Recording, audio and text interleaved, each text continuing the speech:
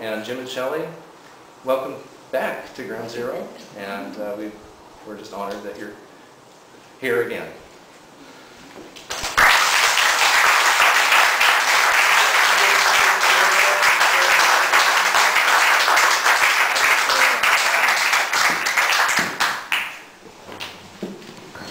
There you go. Here, I gotta get organized. Well, I'm Shelly. He's Jim. We're not actually joined at the breast bone.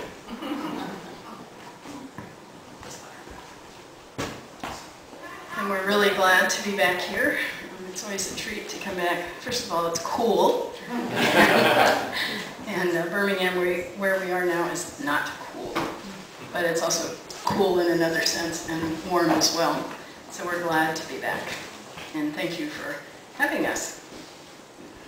And Jim and I were talking last night, trying to figure out how to share. We have wonderful stories. The people who've been involved here and who've been around Ground Zero are all wonderful people, and there are incredible stories and funny stories and moving stories and all kinds of stories. But what tends to get lost when we tell the stories is the reality that Brian was talking about, which is that it ain't always easy. And there have been many times when Ground Zero hung by a thread, or by, one person having the energy to keep going, or two people coming from far away, just on a wing and a prayer for no discernible good reason, to pull us out of a slump. So, we can tell all the stories, but remember that behind the stories there's what Joan and Denny and I were calling the drama, which is all the disagreements and the fighting it through and waiting it out and hanging in there and trying to stick with it and do the best we could to tell the truth. And I'm sure that still goes on. We're far enough away that we're not always, or mostly not privy to it, but I know any community has that. And it's not like the good old days had no problems, and everybody just immediately got along and agreed and did cool things and had a great time. So just to say that as a preamble. In fact, the early Ground Zero grew out of the first Pacific Life community, which grew out of resistance to the Vietnam War. Pacific Life community was founded by a bunch of burned out Vietnam War resistors who really didn't want anything else to do with nonviolent action because it had been so debilitating and so hard on our family life and our just general psychological survival to spend the time and energy we did in the way that we did, resisting the Vietnam War. And there was a Catholic worker house in Seattle, and Jim and I were up in Vancouver, BC, and we all knew each other from anti-war work, and we were all kind of burned out, good word. So we weren't doing that kind of work anymore, and the war was over, so, it felt like that was all right. And into the middle of this kind of depressed and depressing scenario came somebody you've already heard of many times, I'm sure, Robert Aldridge, who had been a witness at a trial that we had in Hawaii for some resistance actions that Jim and two other people did against the air war in Hawaii. And that's a whole other long story, which we won't go into. But Bob Aldridge had come to that trial as a witness. Back in those days there was, or as a representative, in those days there was a group called the National Association of Laity. These were the heydays of the Catholic Democratic movement. And it was sort of a lay union. And they took all kinds of progressive stands and supported good work. And they had sent a representative to support us in the trial of the Hickam Three, who were on trial for felony charges for pouring blood in the Air Force Base there. And so Bob Aldridge came, he was the representative, and we had the equivalent of the speaking that you had around the trial that Lynn was part of, where after the court we go and we hear the expert witnesses in a public forum. And Bob was supposed to just read this little statement of support one night, and before him spoke our international lawyer, who was talking about how the anti-personnel weapons that we used in Vietnam were a war crime, and how we had an obligation as citizens to oppose that kind of war crime. And then I think that night Dan Berrigan spoke too. He read a poem about anti-personnel weapons. And then, you know, that was the evening really, but Bob was supposed to get up and read this little statement. And he got up, and it was a big auditorium at the University of Hawaii. And he went to the podium and he kind of, you know, shifted and cleared his throat, and then he went and sat down. And we thought, boy, this guy is the most stage fright we'd ever seen. But we were involved in the trial, so we went through the trial, we had the verdict, and people got sentenced to probation, and that was a long struggle. And we didn't think a whole lot more of Bob Aldrich until a couple of years later, when we were living in Canada, and he called, I think it was, and said he wanted to come and visit us. And we said, sure, that'd be nice. So he came up, and he told us this incredible story. He said he didn't have stage fright that night. The reason that he couldn't talk was because he was designing a nuclear weapon, the Trident. He was designing the re-entry system for the Trident in Santa Clara at Lockheed. And as he listened to the testimony about anti-personnel weapons, he realized that he was a bigger war criminal than anybody at Hickam because of what the Trident would do if it was ever used, and because it was a first strike system, which was new at the time. So that's why he couldn't talk. He just suddenly had this overwhelming conviction that, my God, that's me. You know? So what did he do? He didn't go home and get drunk or, you know, climb the ladder. He went home, and he and his family, and Bob and Janet were good Catholics. They had 8 or 10 kids. I forget how many. They had a lot of kids. The oldest ones were in college, and Mark, the youngest one, was like 3 or 4 at that point. And Bob had been the breadwinner, and Janet had been the homemaker, and that was their division of labor. Well, they went that Advent, as a family, they went on retreat together, and they all came together and decided that they didn't want their lifestyle if it had to be supported by designing Trident. And so Bob quit after, I don't know how many years, a lot of years at Lockheed, and Janet went back to work teaching, and they took a major cut in their income and their lifestyle, of course, because a weapons designer at Lockheed makes a heck of a lot more than a teacher. And as a family, they decided to do this, and they carried it through. And so Bob came to visit us and told us this story, and we were, of course, very moved by it. We hadn't heard it as many times as some of you have heard it, but it was very moving. And then Bob said, and do you know where the Trident system will be home ported? We never heard of the Trident system. And he said it'll be near Seattle, Washington. Well, we're in Vancouver, BC, which is practically, you know, for all intents and purposes, next door. And then he took off and went home. And there we are, you know, stunned, because he's handed the ball to us. You know, the ball's in your court. What are you going to do with it? So what we did was we called a meeting at the School of Theology, Vancouver School of Theology, where I was studying. It was in January of '75, and the Catholic worker folks from Seattle came up, and we gathered some folks from Vancouver. And we talked about, you know, how do you live with this kind of knowledge and do something meaningful about it and not kill yourself in the process? Because we had come close, in at least a spiritual way, to killing ourselves in the process during the Vietnam War. And what we came up with after several days of discussion, we decided we would live an experiment in nonviolence, because we felt, first of all, Bob was an example to us, well, for 2 reasons. 1, he was the designer of the missile, and he was the one who blew the whistle on it. And 2, he led the way by the simplification of lifestyle that made it possible for them to leave that kind of work. So there were 2 things right there. The Trident defends our lifestyle, so if we're going to keep the lifestyle we have, we need Trident to defend ourselves. George Kennan said that. He didn't say it about Trident. He said, we have to realize we're 6% of the world's population, and we're consuming, I forget what, 35 or 50% of the world's goods, and so we're going to have to defend it and stop all this balderdash about building democracy. You know, the point is we defend our stuff. So we thought, well, the only way we can really get out of this, we didn't just want to stop Trident and have them build something else. We wanted to figure out a way to live that we wouldn't need to be defending our lifestyle with any kind of weapons. So we had a commitment as a community to a two-pronged experiment in nonviolence. One side would be personal transformation, along the lines of Gandhian transformation, where we try to understand our own interior tridents, our own interior violence that made us oppress each other, racism, sexism, all of the isms that we talk about. And the political side of the experiment would be a public witness against the trident.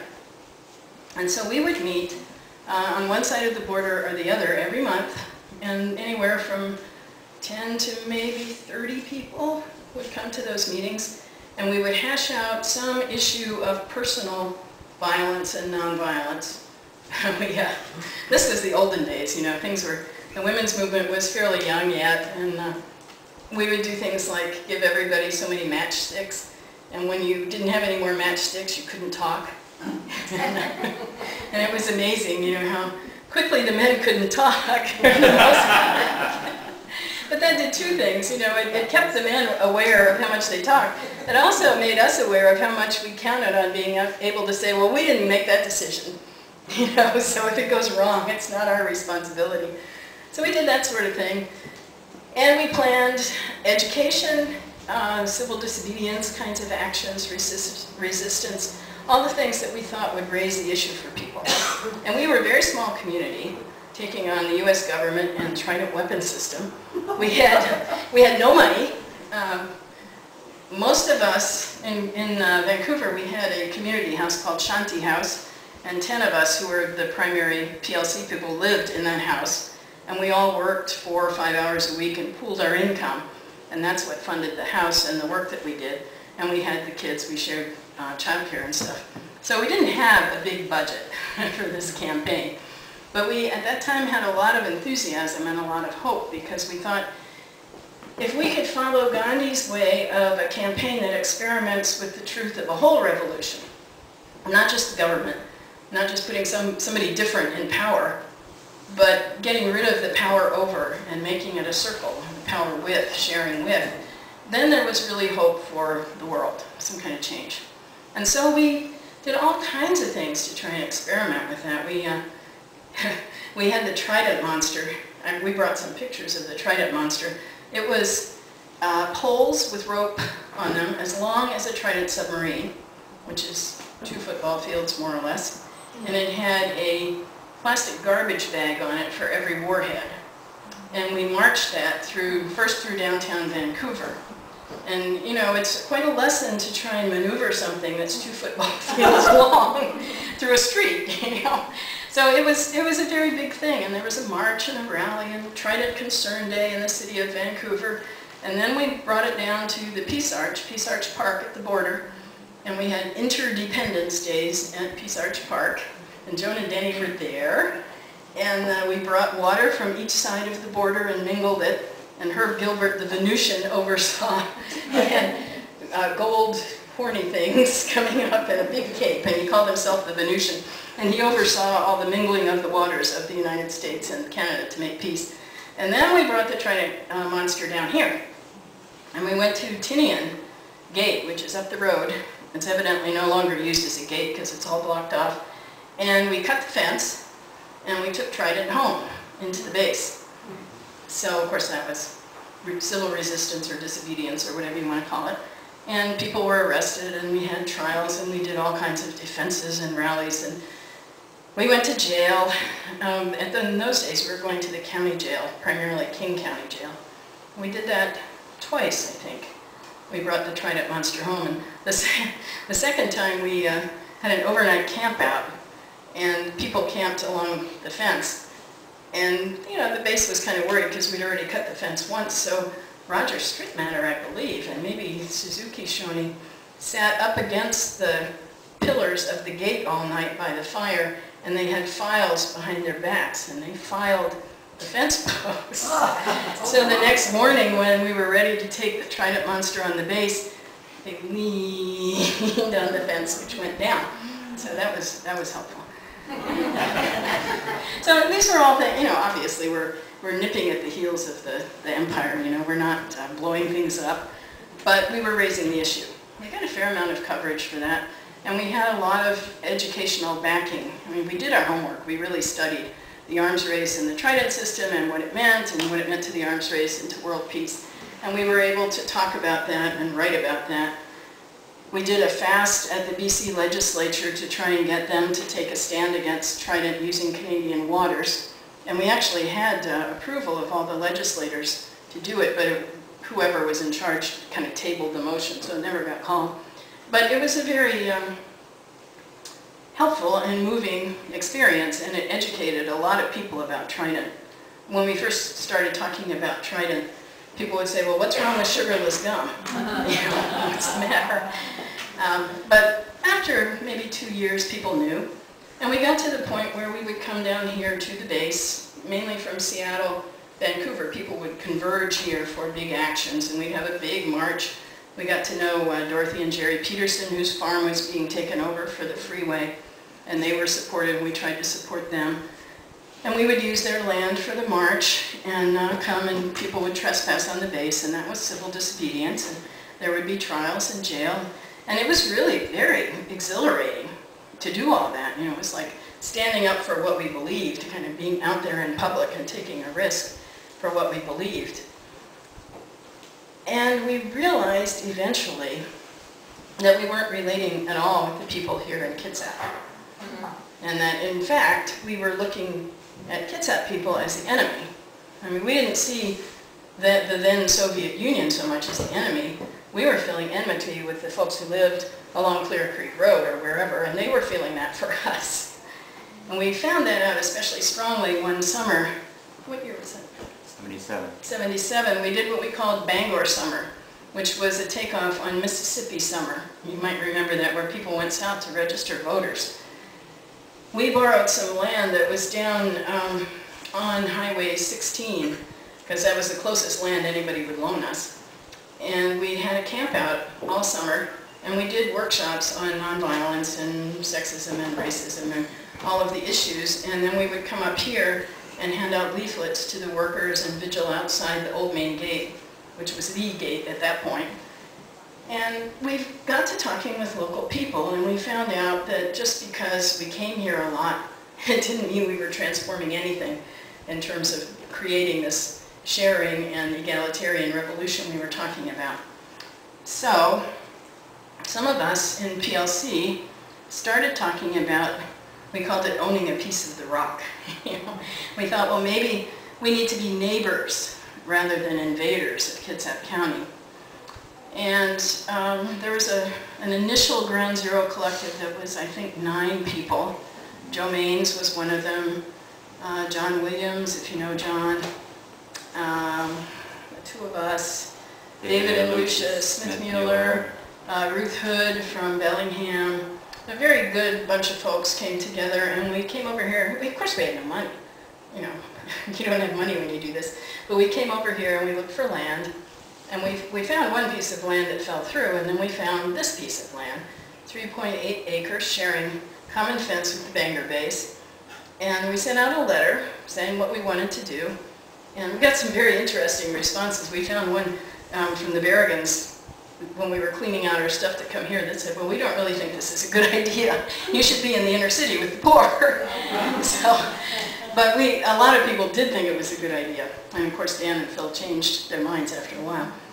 But we were able to buy the land, and we came down to use it as like a summer camp, maybe. We'd come down and organize and be here for a couple of days or a week or even a couple of weeks.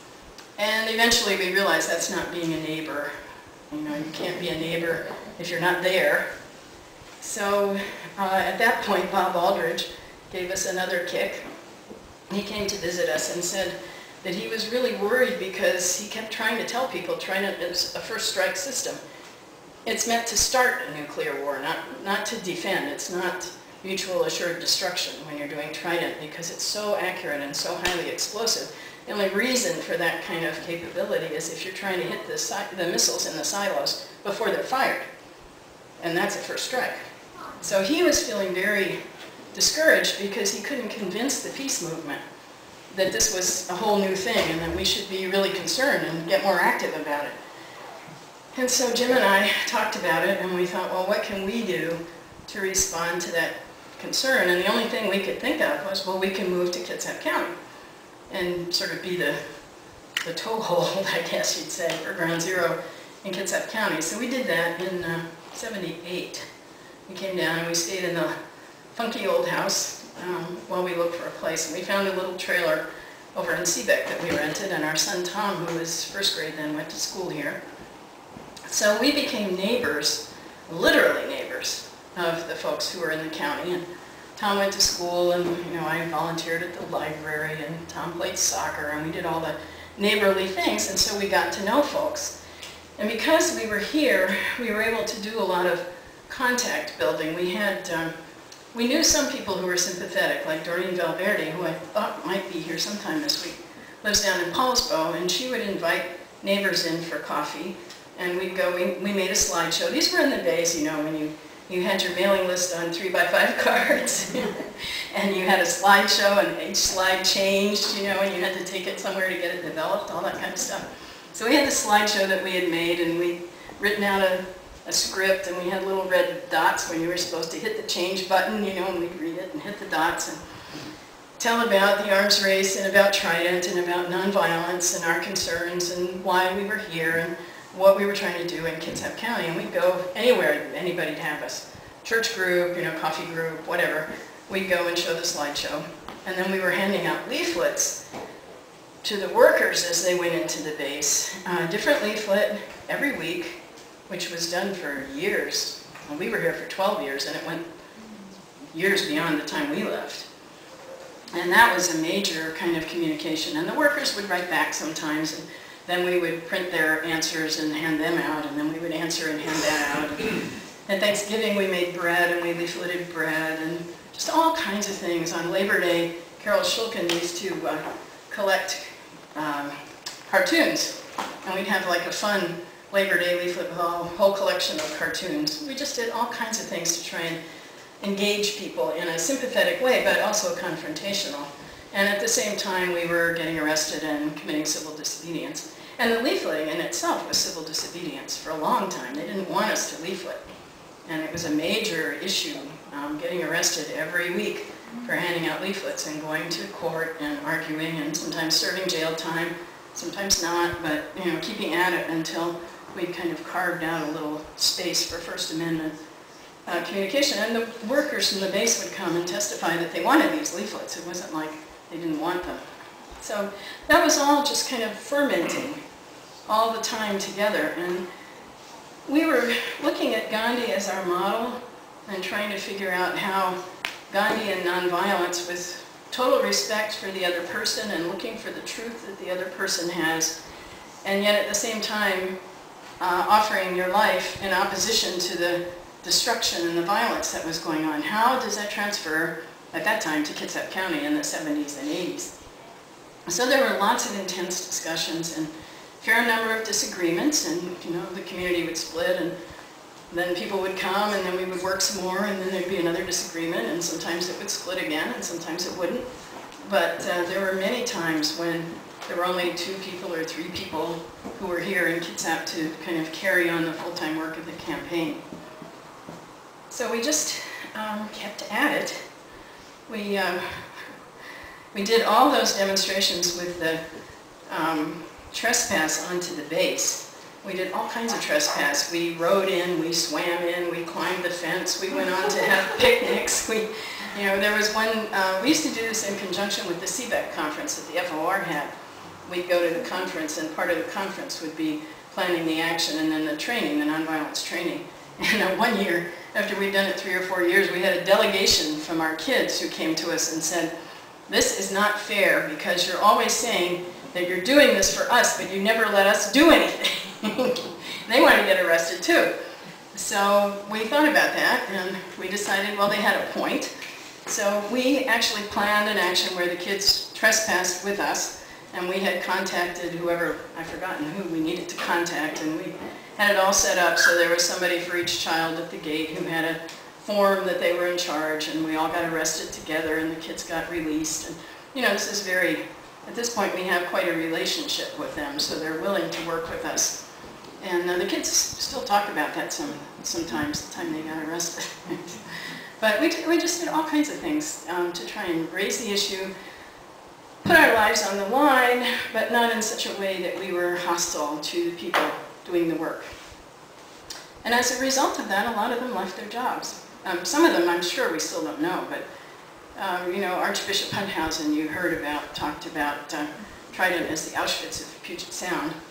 And not long after he did that, a guy pulled up to Jim, who was leafleting at Old Main at that time, and said he wanted to talk to him.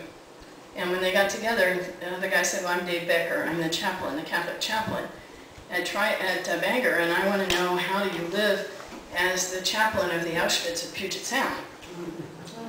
And he wound up quitting. For a long time, he stayed in the Navy as the chaplain to the Prince of Peace Chapel on the base. And he would give a sermon. One week he'd give a very kind of confrontational sermon about the Sermon on the Mount and peace and everything, and the next week he'd be very conciliatory and pastoral, and he'd go back and forth as a process to try and raise the issue. And eventually he did leave the Navy, and I think it was Dave who burned his commission here at Ground Zero. We had a ceremony for him when he left. And there was, who else? Darrell Thompson, who came to a gathering at Doreen Valverde's house when we first moved here, and was quite hostile to all our facts and figures, and got called out on an emergency halfway through our talk, and we found out later that he worked in the weapons area, and the emergency had to do with the weapons. We didn't know that at the time. And 2 years later, I think it was Doreen told us that one of the confirmation classes at the church in Poulsbo had Darrell Thompson come in and talk to them about the Trident and the just war theory and how nuclear weapons could be justified as part of Catholic teaching.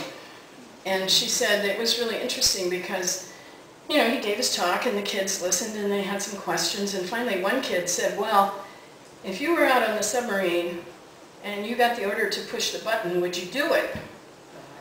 And she said Darrell was quiet for a long, long time. And then he finally said, yeah, I would do it, and then I would probably go crazy.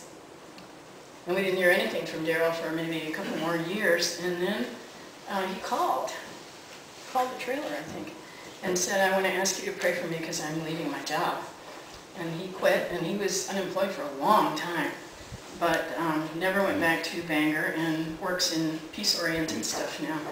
And we found out he was a Eucharistic minister on the submarine. And kind of the final thing for him was when he realized that the key to launch the missile was in the same safe as the host. So it was just like, boom. And that was what, that's when he decided to leave.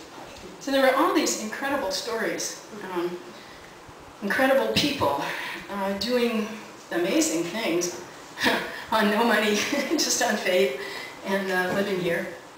And Jim and I bought the Trax house, and I have to say I did not want to buy the Trax house. I did not want to move closer to the Trident base. I did not want to live over the tracks where the weapons would go in. I thought Seebeck Highway was just fine, thank you very much. It was nice distance from the base, nice mountains to look at.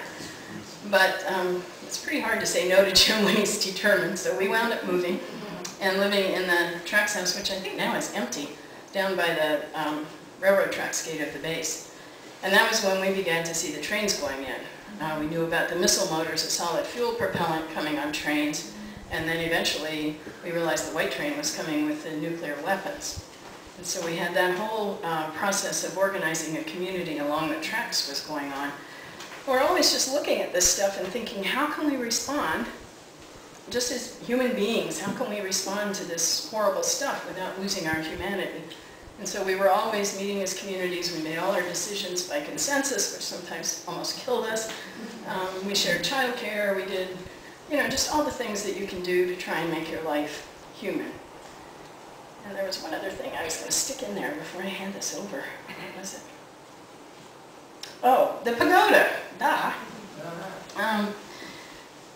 Almost as soon as we came to Ground Zero, there was a young Buddhist monk from Japan named Suzuki who came with us, and we would do things like we Christmas caroled for the neighbors, and people went door to door and greeted the neighbors, and Suzuki would chant, And one day Suzuki came and he was really excited. He said, Guruji, who was the founder of his order. Now mind you, we're totally ignorant. We don't know who Guruji is, we don't know what the order is.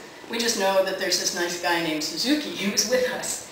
And Guruji and all these monks and nuns are in New York at the UN, and it's my chance to get them out here because I think Guruji will want to build a peace pagoda here at Ground Zero because of all the tridents. And he's so excited, you know, you can hardly understand him. So we're thinking, oh my gosh, what are we going to get ourselves into here? But we said, okay, Guruji, good, we'll host Guruji. So the night Ronald Reagan was elected, we had a gathering here with Nichidatsu Fuji, Guruji, who was sort of like the embodiment of St. Francis in this century for Buddhists, and a bunch of monks and nuns, and this very weird eclectic gathering of, I don't know, Mennonites and Catholics and Quakers and whoever we could pull together at the same time as Ronald Reagan was being elected. And we heard Guruji talk about peace, and he walked around, and at that time he could walk. People helped him walk around, and he said, yes, this is a good place for a peace pagoda in America because it's right next to this huge concentration of violence, which is the point of the pagoda, is to kind of counter that and be a witness to the opposite. And so Guruji sent monks. We had lots of monks here at one point. We had gotten permits from the county to build a pagoda, and we had a geodesic dome, which was kind of slapped together and didn't fit anybody's code. And the neighbors eventually got very upset, and they organized Concerned About the Pagoda, which was a counterweight to Concerned About Trident, which was organized here. And they did a lot of public education, and they told people about the threat of the pagoda. And they did all the same things we did, but they had a lot more clout. And so we wound up not being able to have the permits. We had all hearings and kinds of things. And at the same time, the first trident was coming in. So we were planning the peace blockade, which Jim will talk about. And all these things were going on at the same time. You know, people are getting really upset because Kitsap County isn't this nice bucolic military fortress that it used to be. So we wound up without permission to build the pagoda, but we had a very strong community between the Ground Zero community and the Buddhist monks. And one symbol of that I'm not even sure people are aware of, in the geodesic dome, when it was still here, we had a beautiful gold-plated Buddha that was maybe as big, had been sent from Japan, especially for our pagoda here, to go on the pagoda. And it was waiting on an altar in the dome until the pagoda was finished. And we also had a handmade, kind of modern art metal crucifix that someone had made for Christian worship here. And so they were both in the dome, and we used the place for joint worship. And one night, somebody went into the dome and smashed all the statues with an axe, we think. They smashed them anyway, and set fire to the place. And it burned down. And we were very lucky there were no monks sleeping in there, because they often would sleep in there. So it was just very providential or whatever that nobody was killed. But what happened out of that, well, several things happened. One was that the people who were doing all the really hostile talking were kind of taken aback, because this is what came from that kind of talking. The neighbors who were talking about how we were invading and, you know, we were going to do all these horrible things realized this is what it led to. This was the obvious response, was, well, kill them or burn their dome down or whatever. The other thing was, since we couldn't build the pagoda, we built the stupa, which is here now. And in the base of the stupa are the ruins of the Buddha and the crucifix together. So it's like cementing, literally cementing the bonds between these two faiths to work for peace. And that's kind of where it is now, I think. I don't know if we'll ever actually get to build the pagoda, but the stupa stands there as a sign of that hope and also of the joint community. So I'm going to let you pick that up.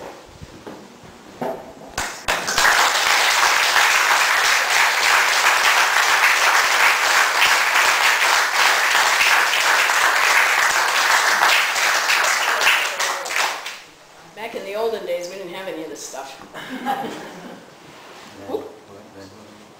And I have to put the other piece in the pocket.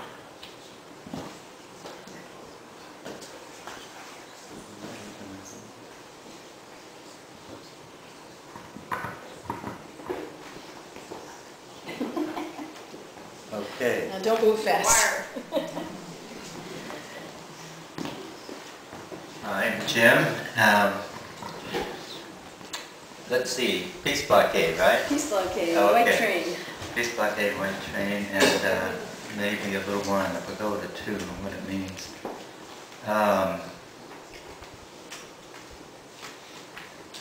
The year before the USS Ohio, the first Trident submarine arrived, was a very dramatic year. Carol and Mario, wherever they are, will remember how dramatic that year was. Where are they? In Lincoln. Oh, they're hiding back there. I remember a symbol in the days before the Trident sub came in. First of all, of course, a Trident submarine, you assume a submarine comes in under the water. How are we ever going to know when the Trident submarine is coming in? Well, when it gets coming down the Strait of Juan de Fuca and near ground zero, near the Bangor base, it has to surface for safety reasons, and you can see the Trident submarine at that point. But you can also see it, for example, in the Panama Canal. We had people in the Panama Canal area that were warning us when the Trident submarine was coming. We had people, spotters up and down the Strait of Juan de Fuca to warn us when the Trident submarine was coming. And there was a community building in the years before that arrival of the USS Ohio on August 12, 1982. That's the whole key to this nonviolent transformation that we seek. Because the community, as Shelly was saying, is on both sides of the fence. If it's not on the other side of the fence, as well as on this side of the fence, we can forget the whole thing. It has to be a community that overcomes this fence, not only by climbing over it periodically or cutting through it periodically and going to jail, but also by becoming one with the community on the other side of the fence. And in describing the leafleting process, that was one of the real keys to the campaign at that stage, because as she was saying, when we were first coming into Kitsap County, we and they were we and they. There was this tension, there was this conflict between the local residents and the people of Ground Zero. But things would get mixed up, you know, when we were leafleting and when we were being arrested, and at the point where the leaflets accepted by the base workers went from, you know, a few dozen when we started leafleting, got through up to the hundreds, and eventually we were passing out 2,000 leaflets a week on one day going into the Trident base, as well as passing out leaflets at the Puget Sound Naval Shipyard where Tridents were refitted and so forth, and also for a while we were also passing out leaflets at the Keyport Torpedo Station. So we were getting a lot of information out and a lot of relationship building, and yet also the tensions were rising because of it becoming very public, which we wanted it to be, that we were going to blockade the first Trident submarine. Blockade it. How are we going to do that? The way we wound up doing it was we had, I think, a total of 19 rowboats, a number of which were built in Port Townsend. All of our rowboats were constructed or brought to us by people in the campaign. People at Ground Zero knew diddly something about rowboats or being out in the water or anything having to do. I mean, this is the United States Navy over here, and we're land lubbers. Well, some of us can't even swim. Yeah, right. So we're trying to stop the Trident submarine. So fortunately, we got some assistance in this process from the British Navy. two officers of the British Navy came to our assistance. And one of them was, became the captain of the, he and his spouse were the owners of the Pacific Peacemaker. A ship, was it Australia or New Zealand? Australia. They sailed their ship all the way from Australia and demonstrated against the French nuclear testing in the process, and got boarded and smashed and so forth by the French Navy. I mean, this is, as we know, international weapons is an international problem. I mean, the problem, weapons that destroy the entire international community, and so the French got it first in terms of the resistance of the Pacific Peacemaker, and then this boat, this Pacific Peacemaker sailboat, wound up here, captained by a veteran of the Royal Navy. He'd been in it for 20 years, and he was one of our skippers. And so he told us what we had to do, and which side of the boat was starboard, and you know, this sort of thing. And then down from Canada, from Victoria, came a trimaran, captained by another 20-year veteran in the British Navy, and it was called the Lizard of Woz. So we had the Pacific Peacemaker and the Lizard of Woz and about 18 rowboats to stop the Trident submarine. And the strategy was extremely sophisticated. The Pacific Peacemaker had the duckling strategy, because there were long ropes that were going to be, I mean, we practiced for weeks in the Hood Canal and up above north of the Hood Canal, because the United States government declared a huge area a security zone. Security zones, you know about security zones. So we couldn't even practice down in this area. We had to go north of the Hood Canal. And the Pacific Peacemaker had these two long ropes, and then the rowboats were strung up, you know, like ducklings behind Mother Duck. And so their strategy was for the Pacific Peacemaker to sail in front of the Trident submarine, and then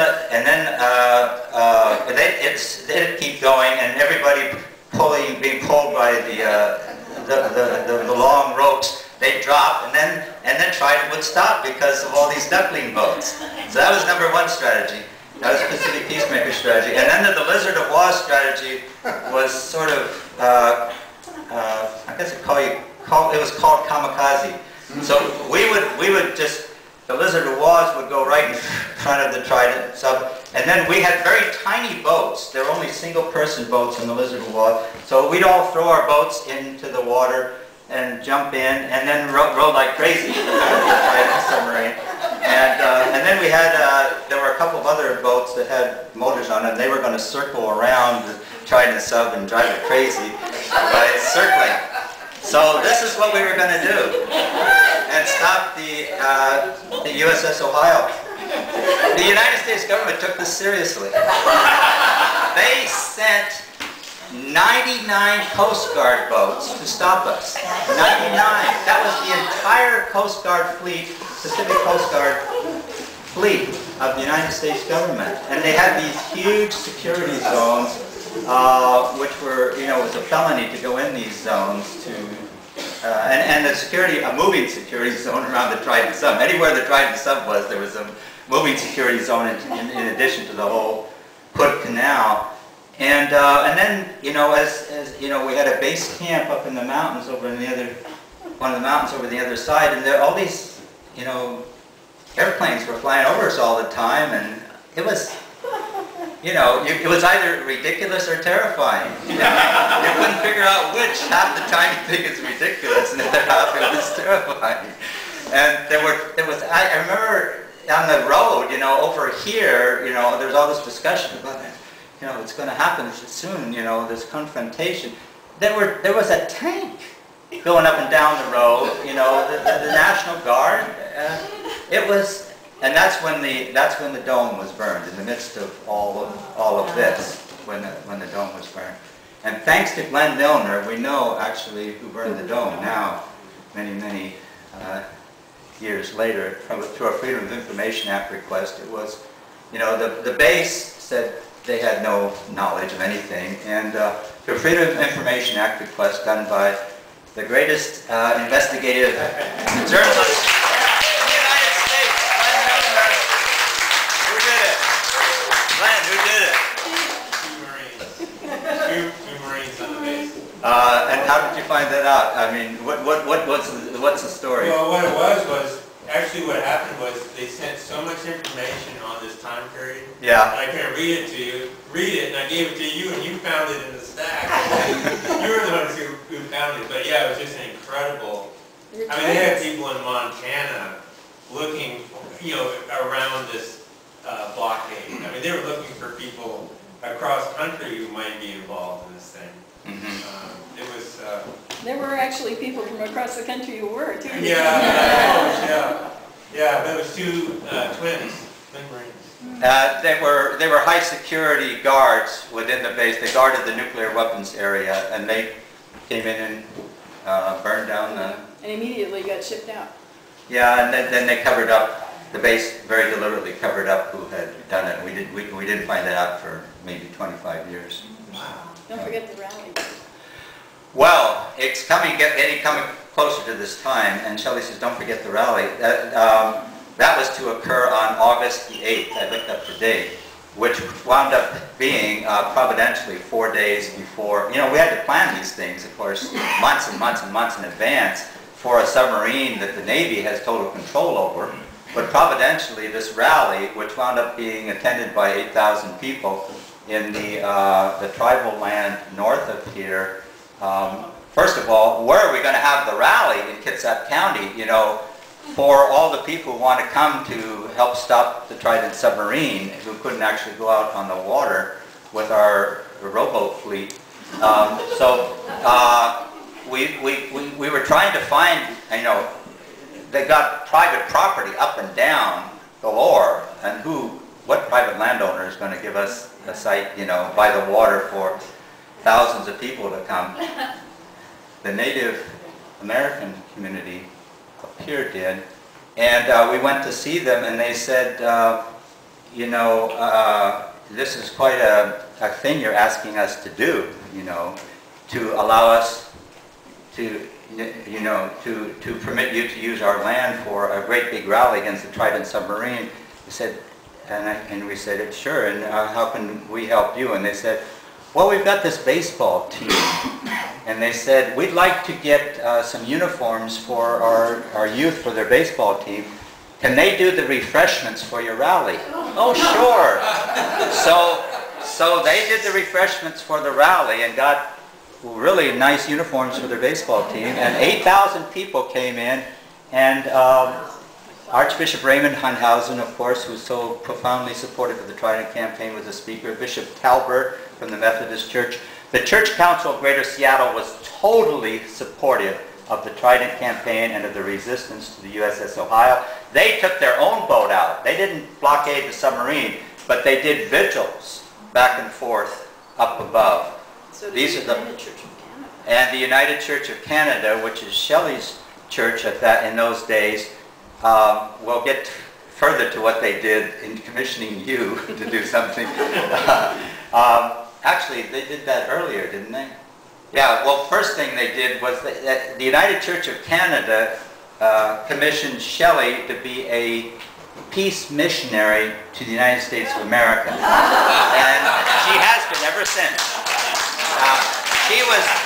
She would have been ordained in the United Church of Canada had she not come down here two courses short of her receiving her diploma at the Vancouver School of Theology, because she left that to come down here and to devote her life to peacemaking. The United Church of Canada commissioned her to do that. And then they sent down their boat, which is a missionary boat that they were sending all up and down the western coast of Canada. It came down here with a huge banner that said, resist Trident, celebrate life, and all this, and they anchored it off the coast of the base and just hung out there for a while. So a lot of good things were happening, and the tension was building. So, all right. So it comes to the day, and the USS Ohio came in, and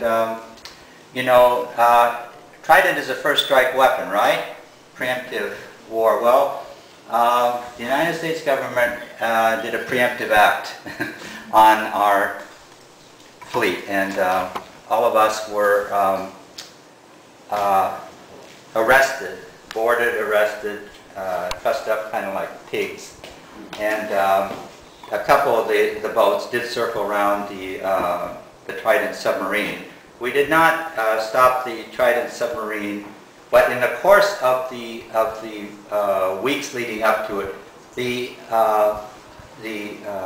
consciousness of the whole Pacific Northwest, and actually bigger than that, was raised immensely. Every day was a big story, waiting for the USS Ohio, the rowboats versus the United States government's greatest weapon system. So what could have been a celebration of the end of the world, basically, became a dramatic raising of consciousness about the question of, are we going to destroy our world through this kind of thing? Because a lot of information got out during that period of time, and people were leaving jobs, and a man named Al Drinkwine, on the day that the submarine came in, a base worker walked off his job.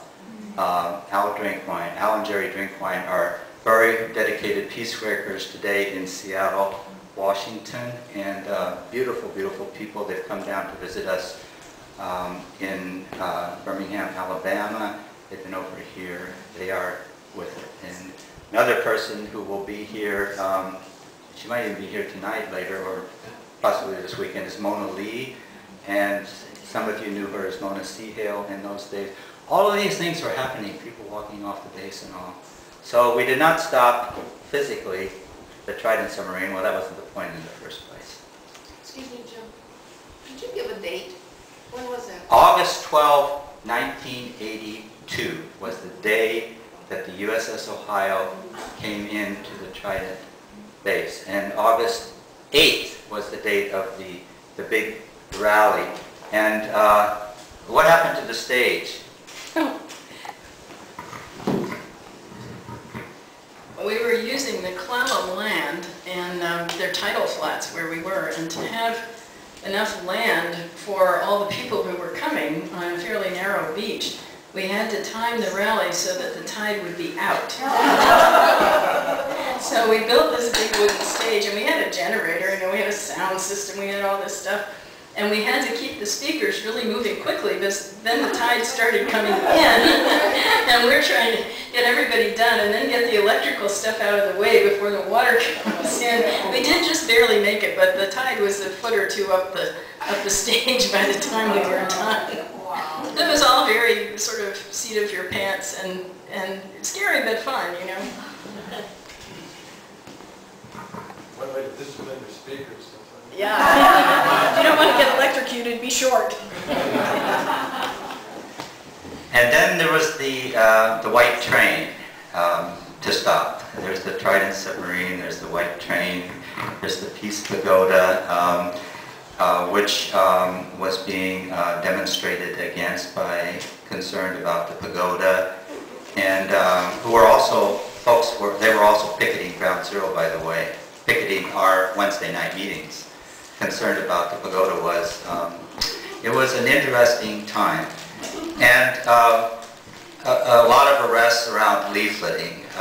As Shelly was mentioning, people were going to jail regularly just for passing out leaflets. They arrest us inside the white line for, trespass. We passed out leaflets, or outside the right line for blocking traffic. We were passing out leaflets. You can't do it in midair. So back and forth, back and forth. But because of the attitude of Ground Zero people, which is that each of the members of the police department, just like each of the workers on the base or members of the United States Navy, sisters and brothers, And since we saw a lot of them in court, you know, they would come to testify against us, or in some cases to testify on our behalf because they wanted to receive the leaflets even if they didn't agree with them.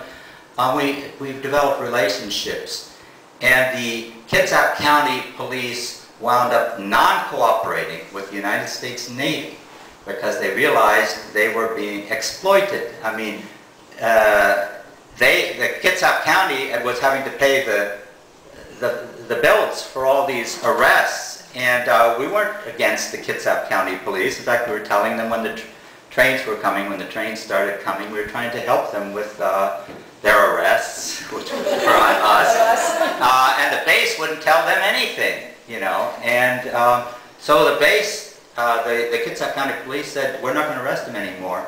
So we could then pass out our leaflets outside the base, and then the base kind of gave up and allowed us to pass out leaflets inside the base. So, you know, you have to struggle for your rights. You know, we're supposed to have constitutional rights. Fight for them.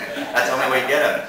So the Trax house, which Shelly and Tom and I moved into, our son Thomas, who was in grade school here and was taught by Dirk Gleistein, Mary's brother. We moved into that house after knocking on the door for, I'd say, about a couple of years or so, and asking, are you going to rent or sell your house? Whoever lived there, we would rent, you know, and, you know, what? No, we don't want to rent or sell our house. And eventually, knocking on the door, there was nobody there, and we traced the owners over to the east side and across Lake Washington, and found them and asked them the question, yeah, we are selling it. And, you know, we did the same process as at Ground Zero, and were able to purchase the house, which had been owned originally by the guy who was in charge of the whole railroad, the station master. So it was the house right over the tracks coming into the Trident base. One reason to get that house and was to have our eyes open. We didn't know exactly what we were going to see. We knew that there's some, I mean, it ended up in the Trident base. So we knew something important would happen. And then we started vigiling, and we saw first the missile motor propellants, these highly propellant weapons that Glenn has been doing huge research on, and that have huge explosive arcs. And the Agape community formed all along the tracks back to Salt Lake City, Utah, and the Hercules Corporation that built those weapons, the missile propellant fluid. And then one day we received a phone call from a reporter who said, you know, I saw a strange train up in Everett, Washington coming south, and that I think it probably had some weapons on it, and you might want to check it out because I've heard you live by the railroad tracks there. And we received that call one morning, and I walked down the steps in front of our house right to the railroad tracks, which were less than, there was 67 feet, I think, 70 feet. We were actually inside the Trident base, part of our house. They had, you know, had not surveyed the land properly. So the phone that we received the call from was actually on the Trident base. So, and as I got to the bottom of the steps, there was a train coming in. A heavily armored, all-white train. December the 8th, 1982. A few months after the peace blockade. And what on earth is this? Boom, da-da, boom, da-da, boom, da-da, boom, da-da, boom. And these huge cars within, you know, after these long, low, white cars, heavily armored, everything heavily armored, and these great big cars that had turrets on them like a tank, and slits in the sides, and things would stick out at you, you know. And what on earth is this? That was the white train, and our first time ever seeing it. First time even knowing about it. Eyes, vision come depending on where we put our lives. if we get drawn into a question deeply enough to follow it to the point where you knock on the door and the door is opened, your eyes are opened. And that was the beginning of the tracks campaign, the stage of the white train. And of course what goes in, you know, like a mouse going into a hole, comes out. So by the time the train came out, thanks to a man named Tom Rawson, whom you know because he's a great artist of song, who is also a railroad buff and who knows all the tracks all across the United States, we'd set up a network along all of those tracks. Follow the train. Where did it come from? So when the train came out, we traced it back to Amarillo, Texas, to the Pantex plant where all the nuclear weapons made in the United States are assembled. And from that point on, we tracked every train that came north from there to the Trident base. And a woman named Hetty Sawatsky, a very dedicated Mennonite woman, she put her life on the line by moving to Amarillo, Texas to live there and watched for the train full-time, leaving that plant so that she could begin the process of phoning hundreds upon hundreds of towns and cities along the tracks on all the different possible routes. And that's the tracks campaign, and that's how it developed over the years.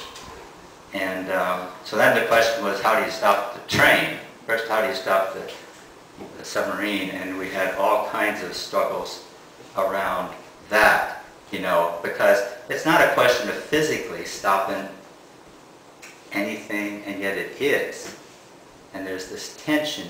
When you see the white train, just like when you see the Trident submarine, knowing what's in it, when you see a train that is carrying 6 times the power of the Second World War, 200 hydrogen bombs, each of them, you know, capable of what Dave Hall was telling us this morning, that huge, huge blast, each of them, the whole train capable of destroying the entire world. You get very, very, and we had very difficult questions to face on how we stopped the train. That went on for years. And the train did eventually stop, but it stopped through a process of change and of nonviolence whereby we finally realized through the depths of the teaching of Martin Luther King, of Gandhi, of Jesus, of the Buddha, that the people in the train, just like the people in the submarine, and the people resisting the train are one.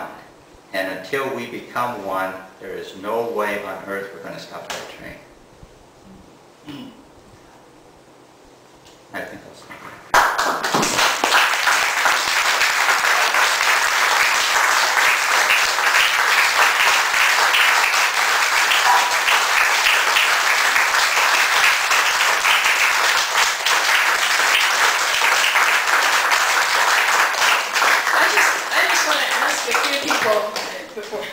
you don't need to all stand up, but I mean, we're up here yakking away, and there are other people here who were part of all this process. There's Mary Gleistein, who I think just walked away, who was blocking trains at the place where we blocked trains before Trident was even thought of. She was part of groups that blocked ammunition trains that were shipping ammunition to Vietnam. Joan and Denny Cole Duffel, who were part of the original Pacific Life community. Anybody? I don't think there's anybody else here. Tom, you came later, right? Yeah. And Lynn and Carol and Maria, who were, I mean, where would we be without them? There's just all kinds of people here. And then people after we left, we were only here for 12 years. You know, it's 35 years old. So there's this huge story after we left that you all can tell. You know, the put Ground Zero to bed and bury it movement, or meeting where you all got involved, and that's your story. But we're really grateful that you keep it going. And,